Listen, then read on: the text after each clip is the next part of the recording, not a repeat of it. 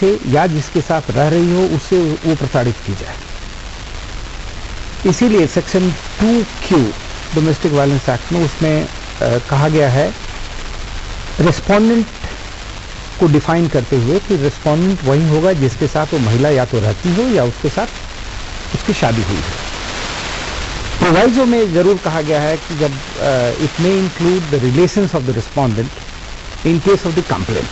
जी, अब दो स्थिति इसमें आती है। डोमेस्टिक वायलेंस एक्ट में आप ये प्यूनिटिव लेजिस्लेशन नहीं है, ये सजा देने के लिए ये कानून का निर्माण नहीं किया गया है। दीवानी कानून है, सिविल लॉ दीवानी कानून है और ट्रायल उसको क्रिमिनल प्रोसेस के थ्रू किया जाता है। और ये बेसिकली प्रोटेक्ट करने के लिए कानून बना है कि जो महिला जो प्रताड़ित हो रही है सेक्सुअली हो या मॉनिटरली हो या उसको प्रताड़ित करने के बनाई जाती है, मैं वही आ रहा हूं, मैं उसी बात पर आ रहा हूं। उनको प्रताड़ित करने के लिए ये कानून बना है। और अगर किसी तरह का आदेश होता है और उस आदेश का जब पालन नहीं किया जाता है उस हालत में सजा की व्यवस्था की गई, 6 महीने या साल भर 1 साल की सजा है, 20,000 रुपए का जुर्माना भी उसमें है, प्रावधान है। तो बेसिक पर्पस है कि एक प्रोटेक्शन दिया जाए औरत को जो डोमेस्टिक वायलेंस से जिसको बचाया जा सके। अब समस्या कहां आती है इसमें? हमने लेजिस्लेशन तो ले लिया, लेकिन उस कानून के तहत जो इनबिल्ट प्रोटेक्शंस हैं, जो एक सिक्योरिटी सिस्टम इवॉल्व किया गया, उसको हम इफेक्टिव नहीं बना पाते। नहीं, उस पर हम बाद में आएंगे। उसमें बाद में जो औरत को लाया जाए नहीं लाया जाए उसके लिए ये समझना जरूरी है, इसलिए मैं ये बात कर रहा हूं। आपने उसमें एक प्रोटेक्शन ऑफिसर का प्रावधान है, काउंसलिंग का प्रावधान है, वेलफेयर ऑफिसर का प्रावधान है। आप उस सिस्टम को कितना इफेक्टिव कर पाए हैं? आज स्थिति क्या हो रही है डोमेस्टिक वायलेंस एक्ट में? आप उस औरत को और उसके पति को या जिसके साथ रहती है उसको आमने सामने कर देते हैं और दोनों में महायुद्ध होता है। उस महायुद्ध में घर के सारे लोगों को लपेट लिया जाता है, जिसमें औरतें, ननद, सास, जितने लोग हैं सबको आ जाता है और वो किया जाता है।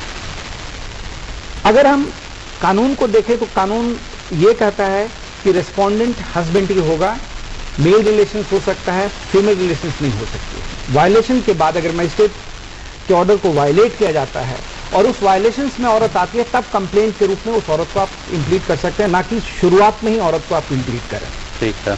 जहां तक दिल्ली हाईकोर्ट का सवाल है, मैं उस जजमेंट को पढ़ा नहीं हूं और बिना पढ़े मैं उस पर कुछ बोल नहीं पाऊंगा, लेकिन मध्य प्रदेश हाईकोर्ट ने ऐसा एक व्यू लिया है जिसमें उसने कहा है, मध्य प्रदेश हाईकोर्ट ने, कि 2Q के अंदर रेस्पोंडेंट केवल उसका मेल पार्टनर हो सकता है, हस्बैंड हो सकता है। ये जो आप कह रहे हैं कि जहां पर उसका निर्देश है उसका उल्लंघन होता है तो उसमें फिर महिलाओं के खिलाफ कार्रवाई की जा सकती है, वो उचित आप मानते हैं कि नहीं? हाँ, उसको अगर ये पता लगता है कि कोर्ट के ऑर्डर को प्रोटेक्शन के खिलाफ में वो औरत उसमें इन्वॉल्व है तो उस समय कार्रवाई करनी चाहिए। लेकिन थ्रेशोल्ड में, शुरुआती दौर में जब एप्लीकेशन डाला जा रहा है उस समय औरत को पार्टी आप ना बनाए, क्योंकि आप ऐसी स्थिति पैदा कर रहे हैं कि अगर संभावना भी है कि एक तरह से किसी तरह से पैचअप हो सकता है, वो संभावना खत्म हो जाती है। ये शैलजा जी, ये जो कह रहे हैं कि शुरू में अगर आप पार्टी बना देंगे तो फिर उससे जो स्थिति और बिगड़ेगी, आप किस हद तक सहमत या सहमत हैं?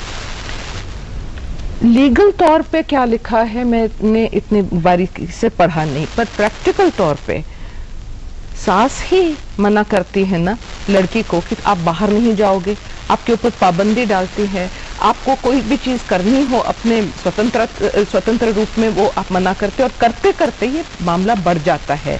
या दूसरे तरीके से सास बूढ़ी हो गई है और लड़की भी ये सब कर रही है। अब ये domestic violence husband and wife के लिए बना था डेफिनेटली, पर जो अगर आपको प्रोटेक्शन वुमन को देना है या प्रोटेक्शन देना है घर के अंदर, अब दूसरों देशों में क्या है, चिल्ड्रन को भी शामिल किया जाता है। इसमें भी अपने यहाँ भी जो ये घरेलू हिंसा कानून है, इसमें बच्चे भी माँ बाप के खिलाफ मुकदमा कर सकते हैं। नहीं, मुकदमा कर सकते हैं, पर उनके ऊपर अगर आप ये करें तो ये भी शामिल होना चाहिए, वो भी डोमेस्टिक वायलेंस है।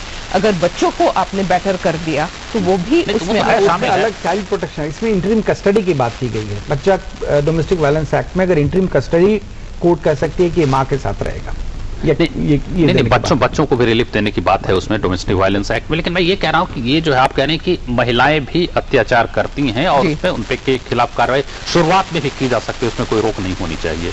मैं कह रही हूँ ये लॉ में शायद नहीं भी हो, पर मेरा क्या कहना है कि अगर ऐसा होता है तो गुंजाइश होनी चाहिए कि आप कंप्लेन कर सकते हैं इस लॉ में। हाँ, बताएं। मैं इसमें कुछ बताऊं। देखिए, हमें पहले समझना होगा कि क्या केवल यही एक कानून है जिसमें औरत पे हिंसा के बारे में प्रावधान किया गया है? इंडियन पिनल कोड में भी 498A 406 वो तो एक अलग, वो तो क्रिमिनल, वो आपराधिक मामले हैं। ये प्यूनिटिव लेजिस्लेशन नहीं है, प्रोटेक्टिव लेजिस्लेशन है।